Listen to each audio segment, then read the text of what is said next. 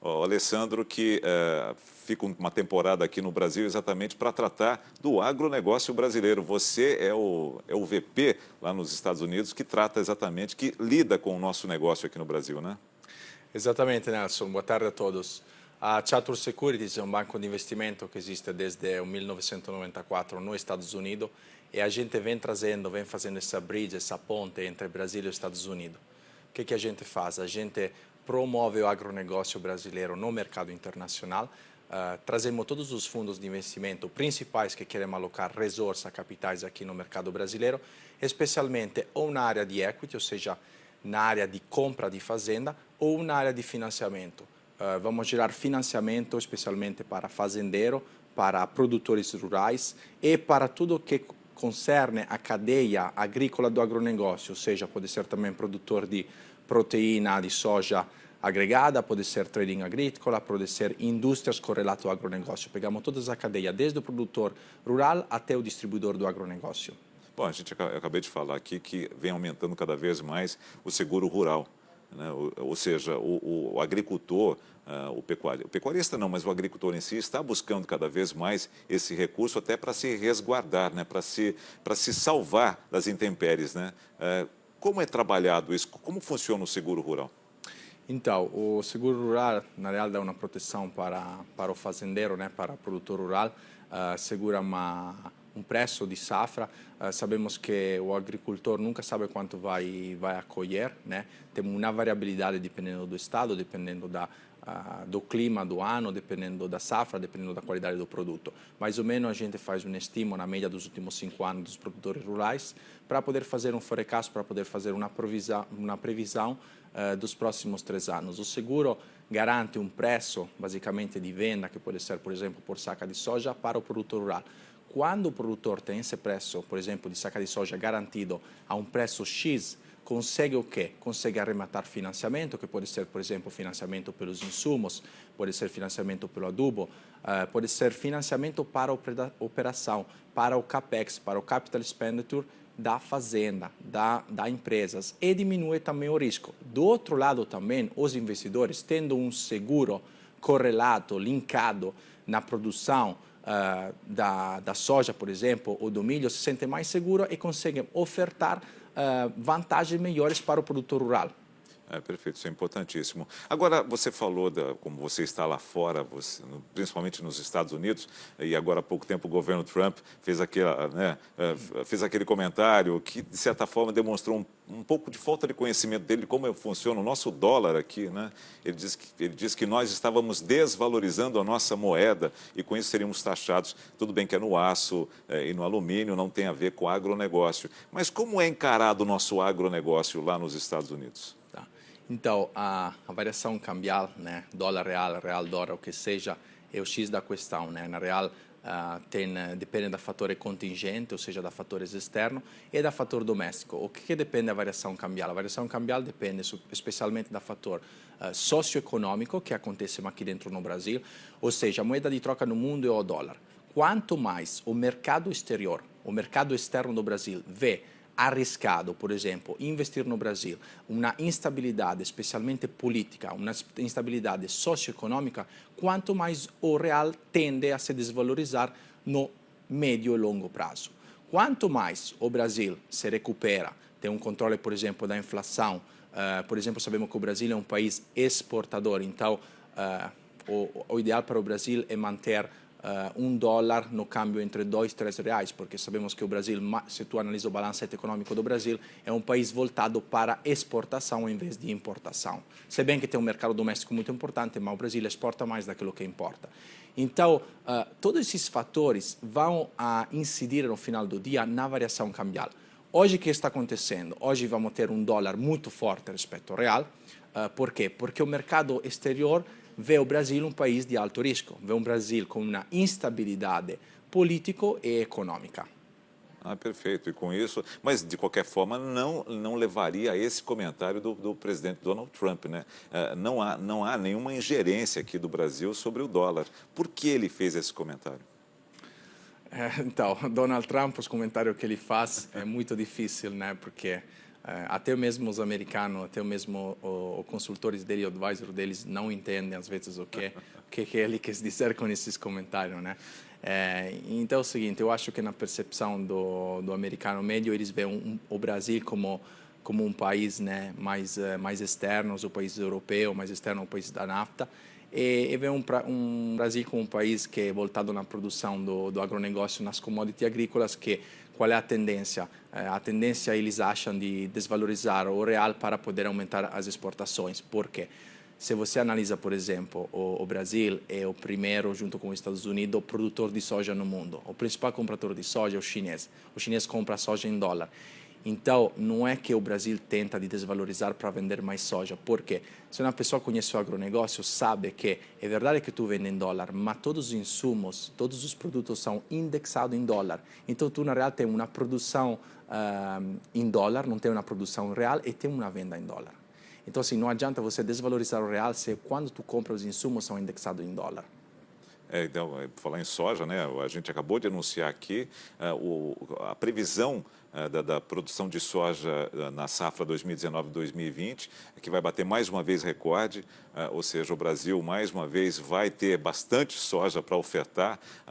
Como o mercado americano vê essa possibilidade? O Brasil já é o primeiro produtor de soja no mundo, né? Sim. E como é que os Estados Unidos veem isso? Porque são um grande concorrente, o Brasil é um grande concorrente dos Estados Unidos, não só na soja, mas em outras commodities também, né? Tá, então, Nelson, falando mais no específico da soja, o que acontece, tá? Primeiro vamos fazer uma análise. Os Estados Unidos, se faz um estudo de mercado, tem 60% da utilização dos terrenos e o Brasil nem chega a 20%. Então, primeiro, assim você vai entender o potencial do nosso país, do Brasil, né?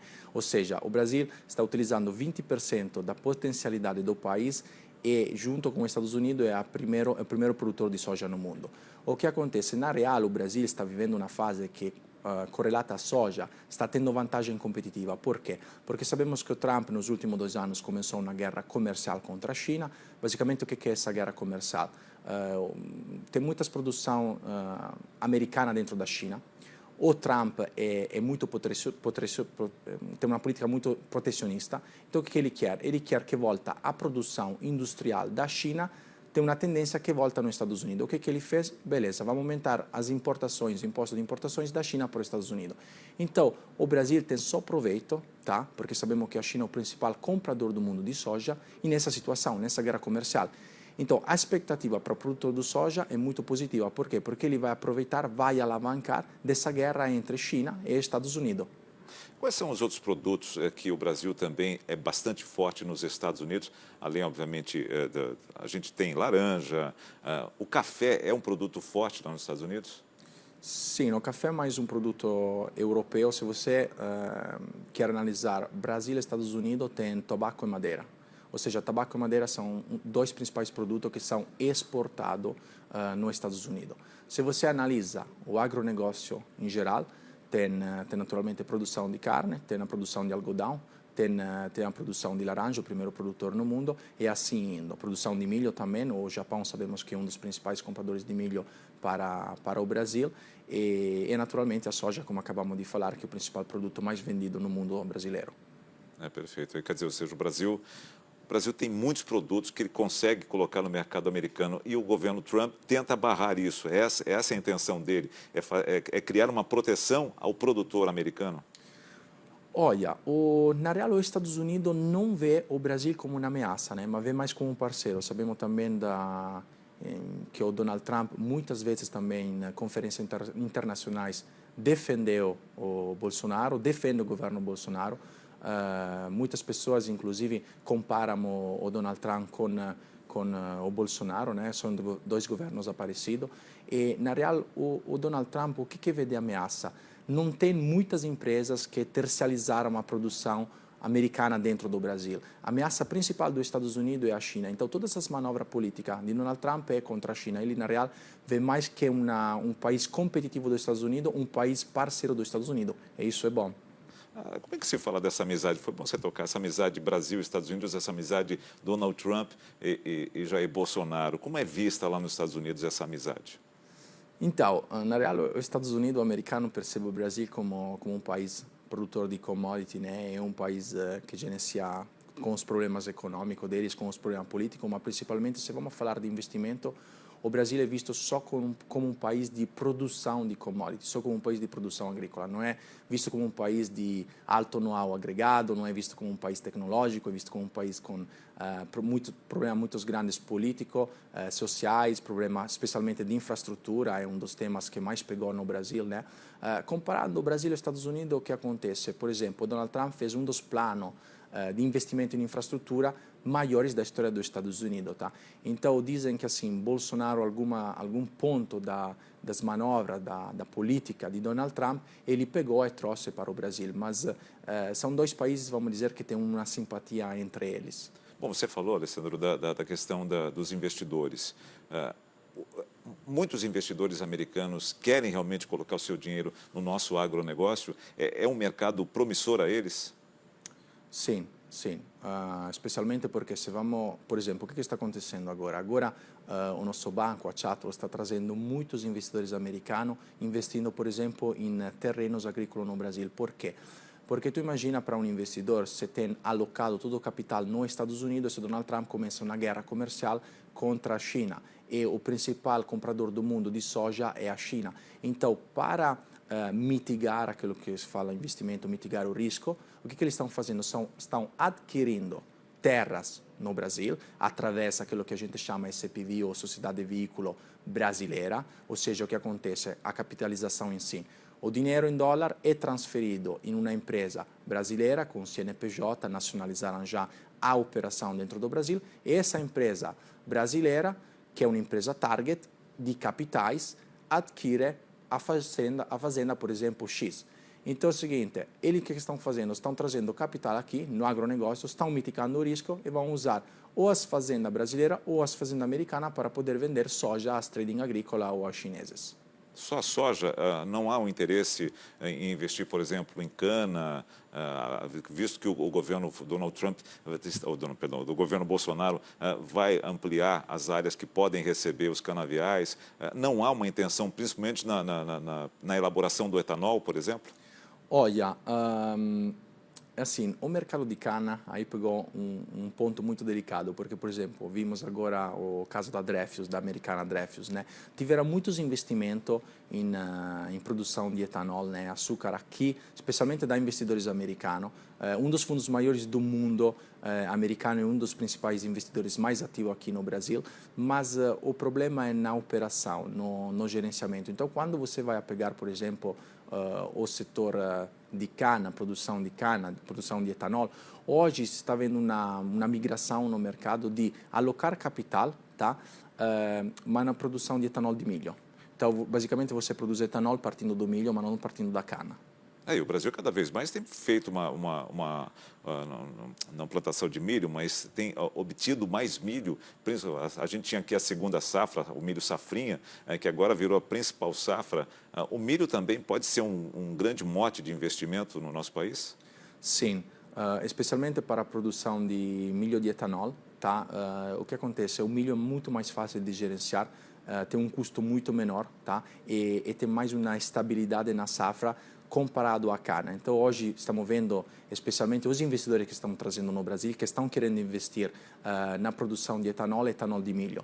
Inclusive, acabo vindo da uma reunião para venda e um financiamento de uma grande usina, né, de cana de etanol que está migrando nesse processo, ou seja, está transformando a produção de cana para milho para produzir o etanol. Inclusive eu fiz uma entrevista aqui há algum tempo, tratando desse assunto, saindo da cana e indo para o milho. Ainda é incipiente, ainda é pequena a quantidade de produção de milho para etanol. Mas com esses investimentos americanos, isso deve crescer, acredito eu. Haverá exportação desse etanol de milho para os Estados Unidos também? Sim, haverá, especialmente a coisa curioso que está acontecendo, que nos últimos 5 ou 6 anos os americanos estão investindo em fazenda. Quando eu falo de fazenda, não são fazenda de pecuária, mas, ou seja, se são fazenda de pecuária, são fazenda apta à transformação, ou seja, são fazenda de lavoura, com principal produção soja e milho. Então, o que está acontecendo? Eles estão pegando, estão agregando esses centros produtivos, tá? De soja e milho, e onde tem uma parte de milho estão transformar em etanol. A pecuária não é um campo de investimento ou é um campo de investimento para esses investidores americanos? Então, hoje não. Hoje o que acontece? Se é uma fazenda de pecuária, por exemplo, a tendência é, vamos analisar, né, por exemplo, indo no específico, a altitude da fazenda, a quantia percentual de argila, porque o negócio qual é? Transfere os gado, vende os gado, liquida os gado e começa a abrir a fazenda, começa a transformar de pecuária para lavoura. Olha, interessante isso, né? A gente aqui no Brasil, o maior exportador de carne do mundo, né? Não sei se é o maior produtor ou o maior exportador, me faltou essa palavra agora, mas a gente está, acho que é o primeiro, é o maior exportador de carne do mundo, é exatamente isso, o maior exportador. Carne, e também vamos pegar o porco, por exemplo, é o segundo maior do mundo, e também se você analisa, por exemplo, toda a área de aves, né? É o terceiro no mundo, especialmente no mercado árabe. Deixa eu tocar num assunto que você falou lá no começo, você falou de tabaco e madeira. Pode haver investimento internacional aqui no Brasil nessa área de produção de madeira? Sim, sim. A gente como banco, isso que foi uma boa pergunta, inclusive, Nelson, a gente vê uma diferença entre agronegócio, né, falando de lavoura, e falando de madeira. A diferença qual é? Que o investidor típico, o investidor standard que investe, por exemplo, em lavoura, é um investidor com gerenciamento ativo, ou seja, sabemos que uma plantação de milho e soja tem uma colheita, tem uma safra, tem um plantio, então tem que ter um gerenciamento ativo. Do outro lado, temos muitos investidores que são pension fund, ou seja, fundo pensão, especialmente canadenses e americanos, tá? Alguns europeus no norte da Europa, na Suécia, que vem indo nos últimos 20 anos investindo muito dinheiro na área de madeira. Produção de floresta, tá? Quando eu falo produção de floresta, são plantações especialmente de eucaliptos e pinos. Por quê? Tu imagina um grande fundo de investimento que tem 50, 60 bilhões de dólares de asset para alocar no Brasil, ele pode facilmente alocar $1 bilhão em uma floresta. A floresta não tem um gerenciamento ativo, ou seja, a floresta não tem colheita. A floresta basicamente você colhe em 3 ciclos, mas pode deixar também o dinheiro parado e o dinheiro se valoriza ao longo do tempo. Então é um investimento muito interessante que abrange mais investidores se comparamos ao mercado de fazenda, especialmente na área de lavoura. Eu te fiz essa pergunta também por conta de todas essas discussões que estão acontecendo hoje sobre desmatamento, né? Então, seriam criados novos espaços e não haveria desmatamento nesses locais onde pode haver a produção de madeira? Exato, olha, o desmatamento, o tema do desmatamento, inclusive, estava em Paris falando com Macron um mês atrás, e que tinha o problema, né, daquela debate entre Macron e o Bolsonaro sobre o problema da floresta amazônica, do desmatamento. Na realidade é o seguinte, o desmatamento, se tem um planejamento no desmatamento, ou seja, isso faz bem ao país, porque, por exemplo, se você começa a abrir um pouco, vamos dizer, das áreas na Amazônia, tem uma quantia de diamantes, de lítio, de recursos naturais que não tem no mundo. Agora, o que acontece é lógico que os países, né, têm manobra política porque isso assusta, porque na real o Brasil, né, se começa a abrir as recursos que tem o Brasil, especialmente na área de floresta, esse aqui é o país com as recursos naturais maiores do mundo. Então, assusta, né, os europeus, assusta até os Estados Unidos, porque poderia ser tranquilamente a primeira economia do mundo, se tivesse também a pacto que tivesse um plano de infraestrutura importante e uma estabilidade política e social, que hoje não tem no país, tá?